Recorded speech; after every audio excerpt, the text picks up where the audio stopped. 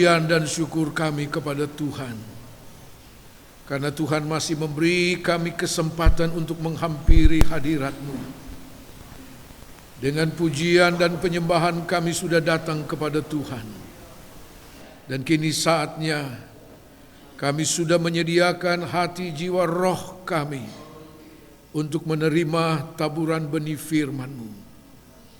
Roh Kudus menolong kami, memberi kami kemampuan untuk mengerti dan memahami dengan benar setiap kebenaran firman-Mu. Karena hidup ini sepenuhnya hanya bergantung kepada kebenaran firman-Mu. Terima kasih Tuhan, urapi kami semua, urapi pemberitaan firman Allah, dalam nama Tuhan Yesus Kristus. Haleluya. Amin.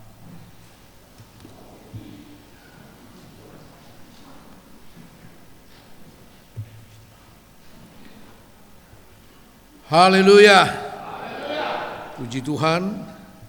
Salam sejahtera dalam nama Tuhan Yesus Kristus.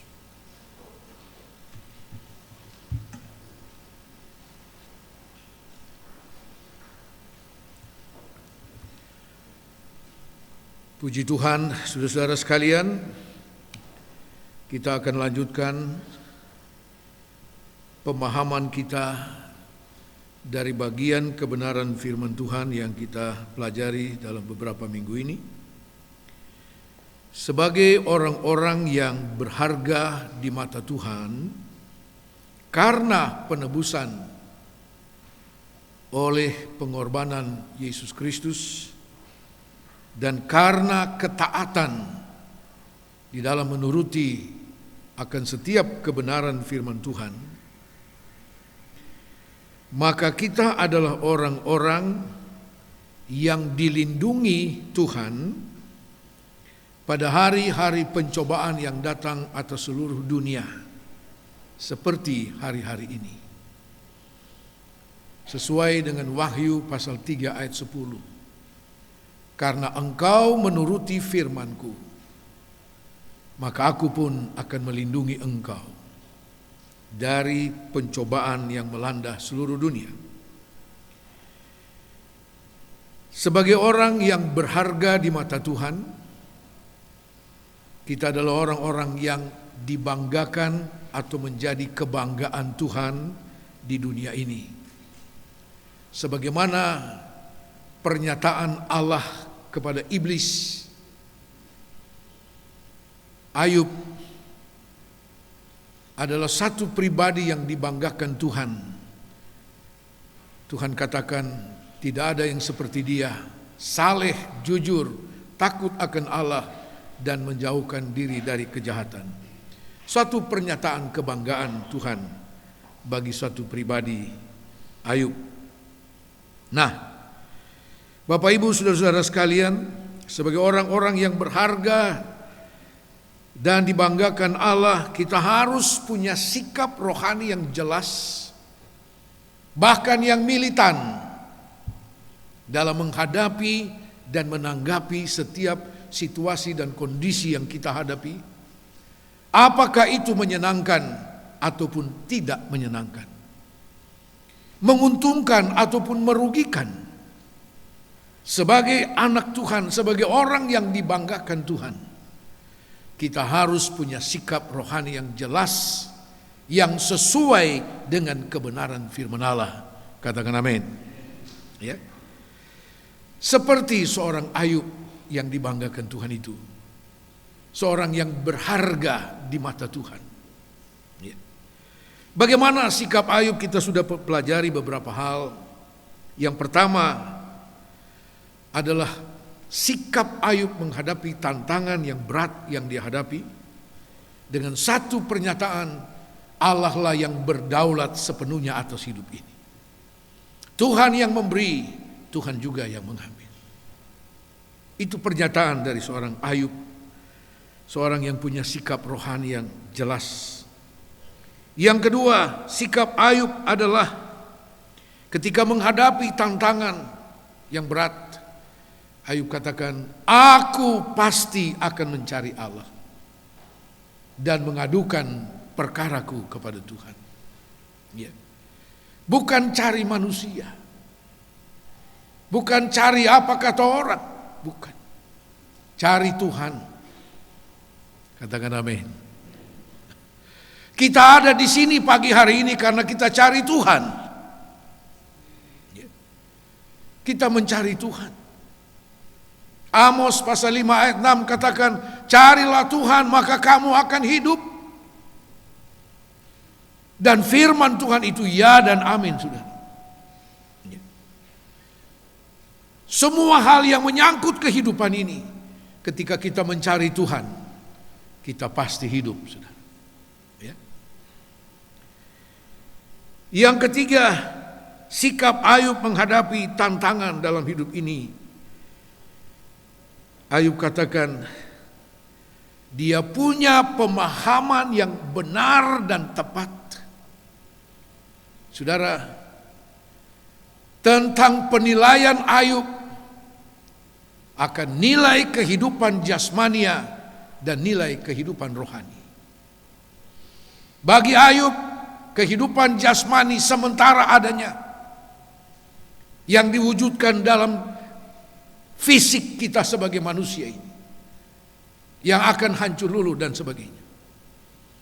Tetapi Ayub punya pemahaman, nilai rohani itu kekal adanya. Itu jauh lebih baik dan tidak bisa dibandingkan dengan semua apa yang Ayub punya yang sudah lenyap itu. Tidak bisa dibandingkan dengan kehidupan kekal yang akan datang. Pagi hari ini kita akan sampai kepada hal yang keempat. Bagaimana sikap rohani Ayub, orang yang dibanggakan Tuhan itu, menghadapi tantangan yang berat dalam hidup ini. Kita baca Ayub pasal 23 ayat 10 sampai ayat 14. Ayub 23 ayat 10 sampai 14. Begini firman Tuhan, saya bacakan buat kita semua. Yang sudah ketemu katakan haleluya. Karena ia tahu jalan hidupku, seandainya ia menguji aku akan timbul seperti emas. Kakiku tetap mengikuti jejaknya. Aku menuruti jalannya dan tidak menyimpang. Perintah dari bibirnya tidak kulanggar. Dalam sanubariku kusimpan ucapan mulutnya. Tetapi ia tidak pernah berubah. Siapa dapat menghalangi dia? Apa yang dikehendakinya dilaksanakannya juga. Karena ia akan menyelesaikan apa yang ditetapkan atasku, dan banyak lagi hal yang serupa itu dimaksudkannya. Haleluya. Saudara-saudara sekalian, hal yang keempat sikap rohani Ayub menghadapi tantangan hidup ini, ya, yaitu pemahaman Ayub tentang tantangan dan pencobaan itu menunjukkan kedewasaan dan kematangan rohani seorang Ayub yang memang pantas menjadi pribadi yang berharga dan yang dibanggakan Tuhan.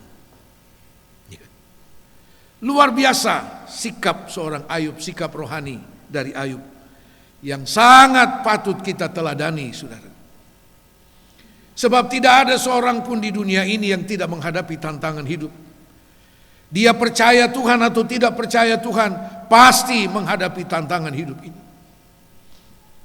Tetapi yang membedakan kita adalah kita punya sikap yang benar menghadapi setiap tantangan itu. Ya. Apalagi kita sebagai orang-orang yang berharga, yang dilindungi dan yang dibanggakan oleh Tuhan. Mari kita lihat pernyataan dari Ayub dalam pasal 23 ini, ayat yang ke-10. Karena ia tahu jalan hidupku. Ya. Tuhan tahu jalan hidupku. Ya. Ibrani pasal yang keempat ayat 13.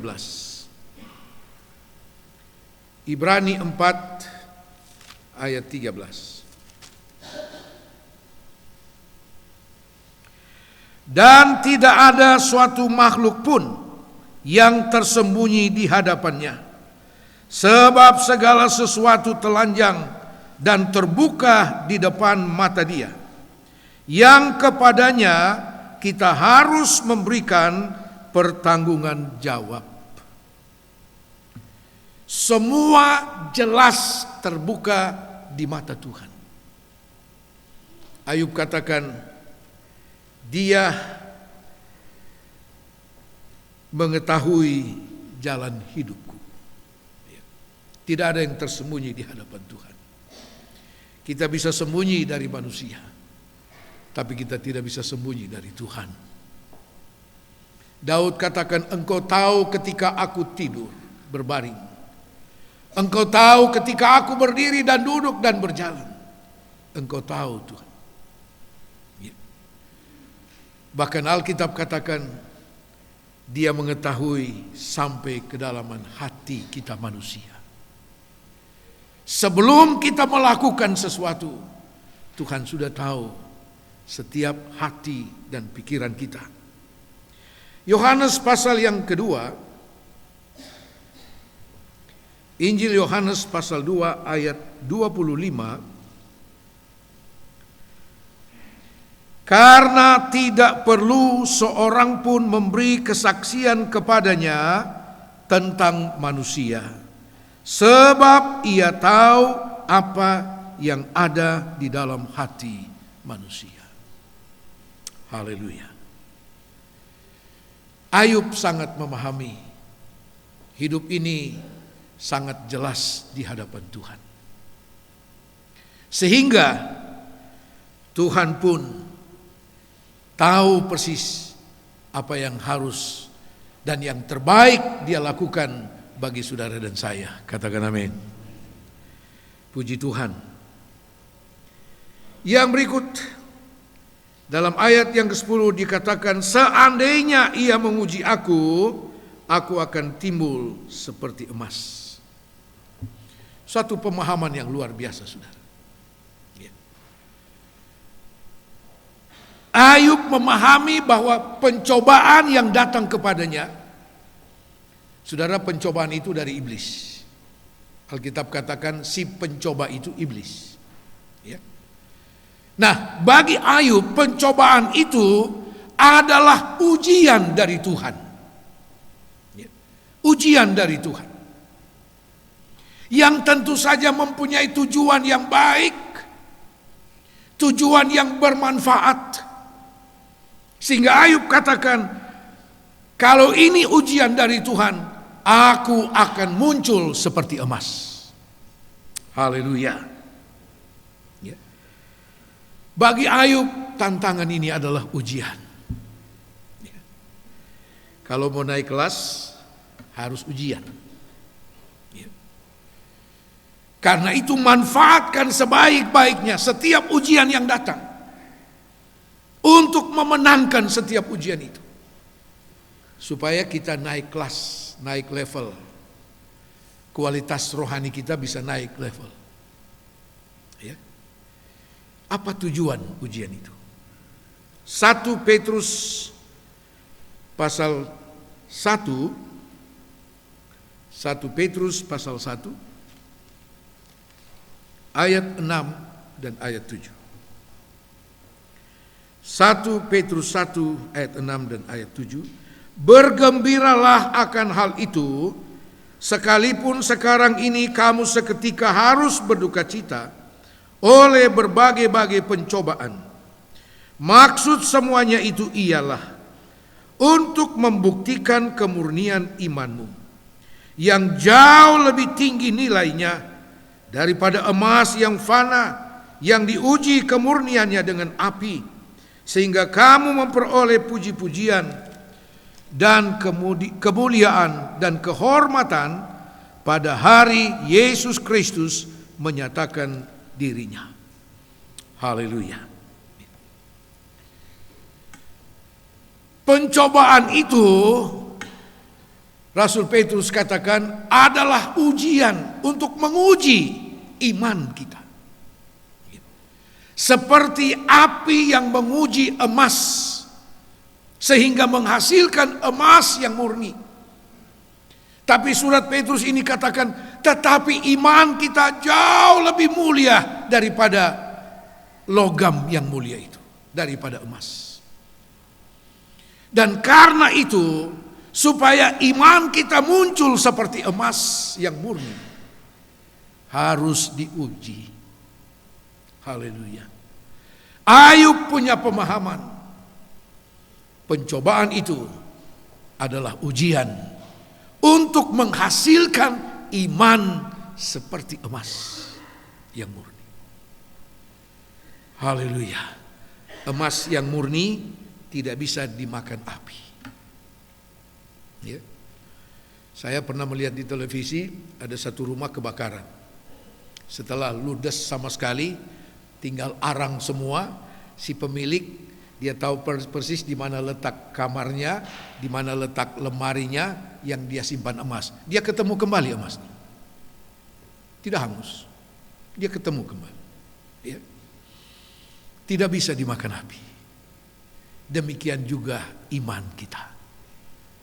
Iman kita tidak boleh hangus atau lenyap karena pencobaan, saudara. Ya. Iman kita tidak boleh luntur cuma karena corona. Katakan amin. Ya. Cuma karena corona. Ya. Mewaspadai itu benar. Ya. Tapi jangan dikuasai oleh rasa takut. Jangan dikuasai oleh rasa takut. Iblis tahu persis bagaimana kuatnya perlindungan Tuhan kepada Ayub. Sehingga dia bilang, saya tidak bisa ganggu gugat dia. Ya. Apapun tidak bisa. Karena begitu kuatnya perlindungan Tuhan.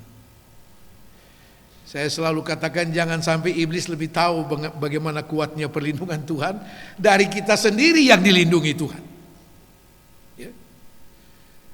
Bukan berarti kita harus cari percobaan, tidak perlu. Ya. Iman kita harus melebihi segalanya, saudara. Ya. Melebihi segala tantangan. Ini pemahaman seorang yang berharga di mata Tuhan. Tantangan itu adalah ujian. Haleluya. Yang berikut, ayat yang ke-11, Ayub 23. Kakiku tetap mengikuti jejaknya. Aku menuruti jalannya dan tidak menyimpang. Haleluya. Aku mengikuti jejaknya. Saudara, kita boleh meneladani kehidupan rohani seseorang. Ya, tokoh-tokoh iman. Tapi ingat, ukuran kita hanya satu, Yesus Kristus. Itu ukuran kita. Ayub katakan, aku mengikuti jejaknya, mengikuti jalannya dengan tidak menyimpang. Artinya apa? Mata imannya selalu tertuju kepada Tuhan, apapun yang dihadapi. Aku mengikuti jejaknya. Selama kita tidak menyimpang dari firman Tuhan, artinya saudara dan saya mengikuti jejak Tuhan. Mengikuti jalan Tuhan. Firman Tuhan adalah jalan Tuhan. Memang seringkali untuk mengikuti jalan Tuhan seringkali tidak mudah dan itu bertentangan dengan akal pikiran kita. Sebagai contoh, ketika bangsa Israel dibawa keluar Tuhan dari tanah Mesir, Alkitab katakan dalam Keluaran pasal 14, saudara, Tuhan tidak membawa mereka, bangsa Israel ini, melalui jalan yang singkat dari Mesir ke tanah Kanaan. Ada jalan yang singkat. Perjalanan itu kurang lebih 20 hari sampai di tanah Kanaan. Tapi Alkitab katakan Tuhan tidak bawa mereka ke sana. Tapi Tuhan membawa mereka berputar kembali ke selatan menuju ke Laut Kulsum.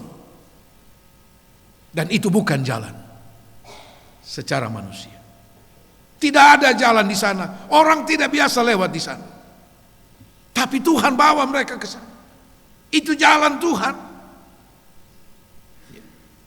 Dan Musa yang memimpin bangsa Israel hanya mengikuti apa yang Tuhan tunjuk. Dalam Mazmur 103 ayat 7 di sana dikatakan Allah memperkenalkan jalan-jalannya kepada Musa, tetapi perbuatannya kepada orang Israel. Sebagai seorang pemimpin dia harus mengerti jalan Tuhan dan harus mengikuti jalan Tuhan. Tidak bisa tidak. Dan kita tahu menghadapi Laut Kulsum tidak ada jalan. Apa Tuhan keliru? Tidak. Oh, Tuhan tidak keliru, saudara.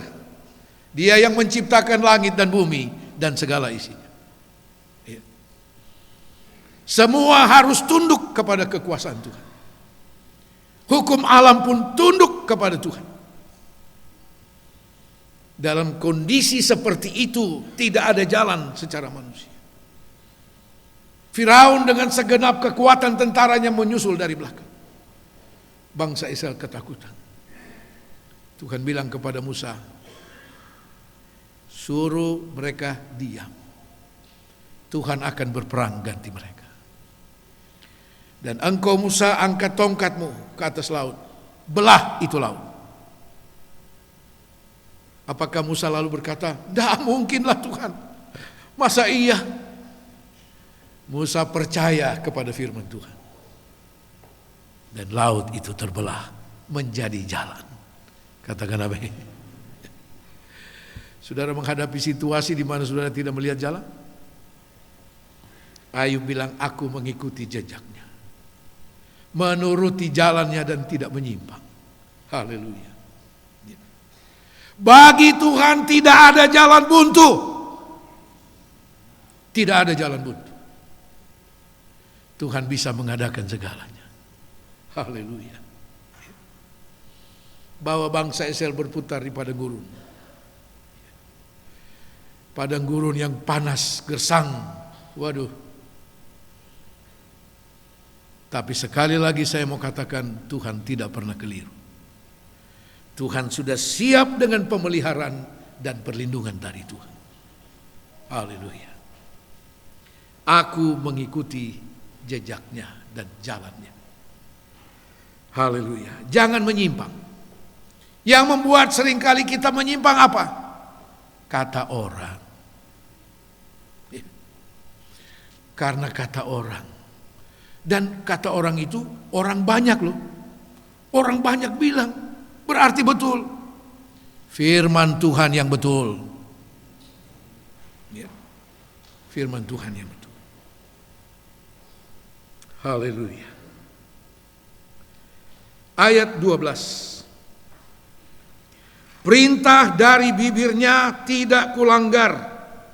Dalam sanubariku kusimpan ucapan mulutnya. Perintah dari bibirnya, perintah firman Tuhan tidak kulanggar, tidak menyimpang. Ya. Saudara, jaminan Tuhan untuk keberhasilan dari seorang Yosua dalam Yosua pasal 1 ayat 7 dan ayat 8. Jaminan keberhasilan Tuhan bagi Yosua dalam memimpin bangsa Israel. Hanya kuatkan dan teguhkanlah hatimu dengan sungguh-sungguh. Bertindaklah hati-hati sesuai dengan seluruh hukum yang telah diperintahkan kepadamu oleh hambaku Musa. Janganlah menyimpang ke kiri atau ke kanan atau ke kiri, supaya engkau beruntung kemanapun engkau pergi. Janganlah engkau lupa memperkatakan kitab Taurat ini.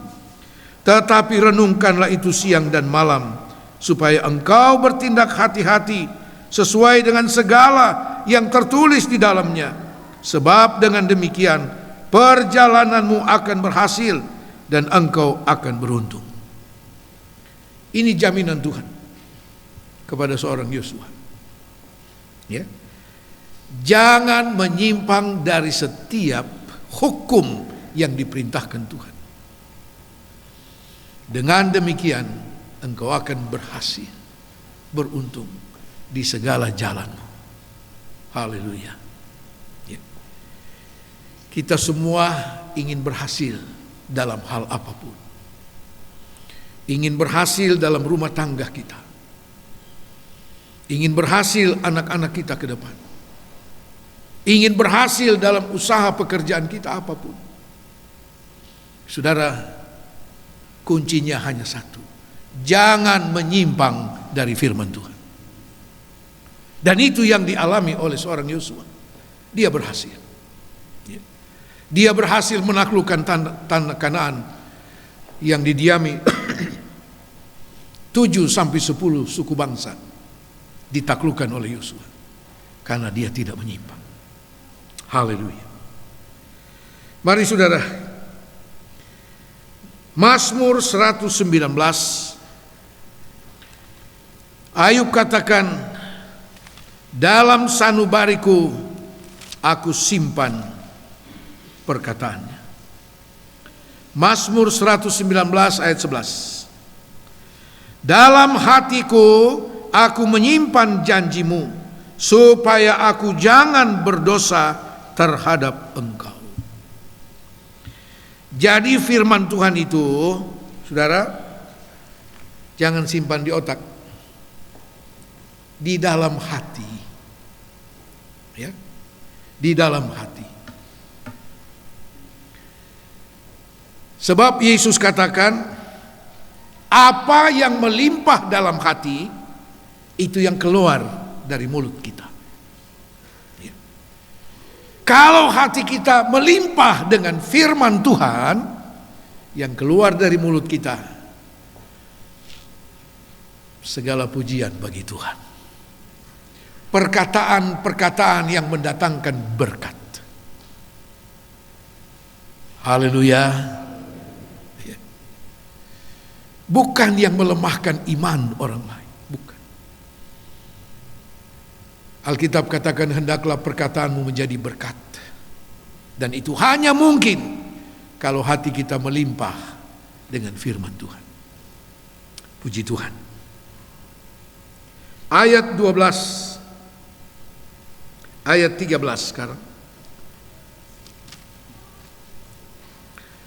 Sikap rohani Ayub menghadapi tantangan.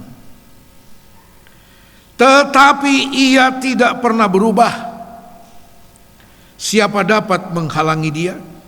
Apa yang dikehendakinya dilaksanakan juga. Sekali lagi Ayub mengakui bahwa Allah lah yang berdaulat atas seluruh kehidupan manusia. Mau dia kenal Tuhan atau tidak kenal Tuhan, Allah yang berdaulat atas hidup ini. Apa yang dikehendakinya pasti dilakukannya, dan tidak ada yang bisa menghalangi dia. Haleluya. Ketika umur tahun kita sudah genap, sudah selesai, saudara, Alkitab katakan dia hanya berkata, hanya berfirman, hai anak Adam, kembalilah. Entah itu melalui situasi apapun, tapi kalau Tuhan bilang pulang, pulang. Ya, tidak ada yang bisa menghalang. Tapi kalau belum waktunya, saudara, mau itu corona, mau itu apa, lewat. Katakan amin. Ya. Bukankah hidup ini ada dalam tangan Tuhan? Dia melakukan apa yang dikehendakinya, dan tidak ada yang bisa menghalangi. Haleluya. Puji Tuhan. Terakhir, ayat 14. Karena ia akan menyelesaikan apa yang ditetapkan atasku, dan banyak lagi hal yang serupa itu dimaksudkannya. Tidak ada satu hal yang jadi dalam hidup ini secara kebetulan, saudara. Katakan amin. Semua ada dalam maksud Tuhan, ada dalam rencana Tuhan, ya? Karena Allah turut bekerja dalam segala hal hidup ini bagi mereka yang mengasihi Tuhan. Ayub bilang, ia akan menyelesaikan apa yang telah ditetapkan atasku. Ketika iblis bilang kepada Tuhan, oh, Ayub itu takut Tuhan cuma karena Tuhan lindungi dia, cuma karena Tuhan berkati dia. Coba Tuhan tidak lindungi, oh dia akan menyangkal Tuhan. Tuhan bilang sama iblis, silahkan. Ya. Ternyata iblis keliru, saudara. Iblis keliru. Tuhan izinkan apa yang terjadi dengan Ayub. Itu yang Ayub katakan, dia akan menyelesaikan apa yang sudah ditetapkannya. Kalau Tuhan menetapkan saudara dan saya harus menghadapi satu kondisi yang secara manusia tidak menyenangkan, saudara tidak akan terlepas sampai Tuhan menyelesaikannya. Ya. Ketika Tuhan menetapkan suatu situasi, suatu kondisi bagi saudara dan saya, Tuhan pasti akan menyelesaikannya. Bukan manusia yang akan menyelesaikan, Tuhan yang menyelesaikan. Ya. Kapan itu? Ayat yang terakhir, Pengkhotbah 3 ayat 11. Kapan Tuhan akan menyelesaikan apa yang ditetapkannya bagi saudara dan saya? Mungkin hal itu tidak menyenangkan bagi kita, tidak menguntungkan secara manusia, tapi yang pasti Tuhan akan menyelesaikan. Haleluya. Pengkhotbah 3 ayat 11. Ia membuat segala sesuatu indah pada waktunya, bahkan ia memberikan kekekalan dalam hati mereka. Tetapi manusia tidak dapat menyelami pekerjaan yang dilakukan Allah dari awal sampai akhir. Kapan Tuhan menyelesaikannya? Kapan Tuhan mengakhiri segalanya? Saudara, menurut waktu dari Tuhan. Dan Tuhan akan membuat semua indah pada waktunya. Kok saudara diam? Iya, tapi yang saya alami sekarang berat, Om. Kalau Tuhan tetapkan itu bagimu, Tuhan akan menyelesaikannya. Apapun itu, saudara, Tuhan akan menyelesaikan. Tuhan yang memulaikan, Tuhan juga akan menyelesaikan. Yang pasti semua itu mendatangkan kebaikan bagi saudara dan saya. Tuhan Yesus memberkati.